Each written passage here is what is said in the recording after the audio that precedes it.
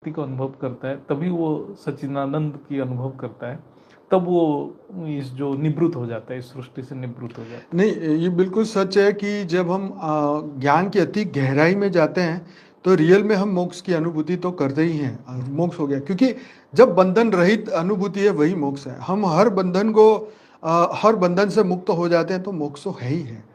तो और ये स्थिति जो है कंटिन्यू इसलिए नहीं हो सकती क्योंकि हमें हर दिन एक नया कर्म और भी करना है। है। इसमें क्या होता है, जो मन क्या है, मन भी चेतन की प्रवाह है।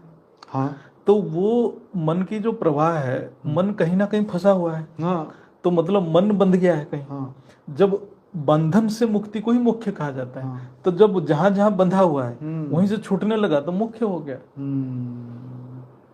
और ये बात भी सही है, हम रोज कुछ ना कुछ कर्म करते ही हैं, तो वो ऑटोमेटिकली वो फ्लो करेगा उस दिशा में। करेगा ना। कर्म करने के लिए तो चेतन शक्ति को तो लगाना ही पड़ेगा, नहीं तो कर्म कहाँ से होगा।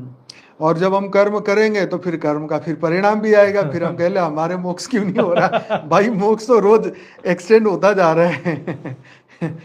क्योंकि कर्म कर रहे, क्योंकि मोक्ष कोई इतनी बड़ी चीज नहीं है कि जिसके कारण जो है हमें ये सोचना पड़ जाए कि अब तो कुछ करना ही नहीं है। अरे भगवान ने गीता में कहा है कि मैं तीनों लोक में जो प्राप्त करना चाहूं तो भी मैं कर्म कर रहा हूं, जो चाहूं मैं कर सकता हूं, फिर भी कर्म कर रहा हूं। हाँ, तो ये उनकी चॉइस है। उन्होंने बोला कि तीनों लोगों को मैं सब कुछ मुझे प्राप्त ऑलरेडी है। हाँ, फिर भी मैं कर्म कर रहा हूँ।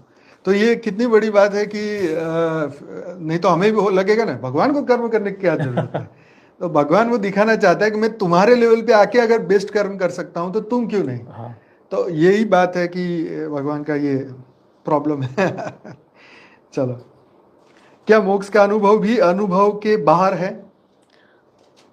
हाँ, मोक्ष क्या अनुभव स्थूल अनुभव से तो अलग ही है। अलग ही है। हाँ। तो आगे जवाब, क्या मरणोपरांत भी कोई अज्ञान शेष रहता है? क्या आत्मा पूर्ण ज्ञान को भी धीरे धीरे ही आत्मसात करती है? इस रेफरेंस में दोनों जैसे जो हम मरणोपरांत जो बोल रहे हैं, मृत्यु के बाद जो है, एक्चुअली मृत्यु तो शरीर का होता है और हमारे अनेक शरीर है, जैसे सूक्ष्म शरीर, स्थूल शरीर।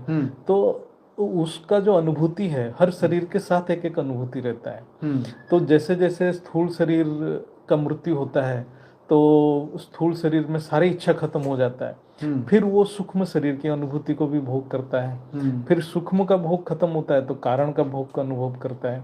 फिर कारण का भोग को खत्म करता है तो हर शरीर का मृत्यु होता है। तो इसलिए मरण के बाद भी उस आत्मा का, जो आत्मा यात्रा में निकला है, तो अनुभव तो रहता ही है।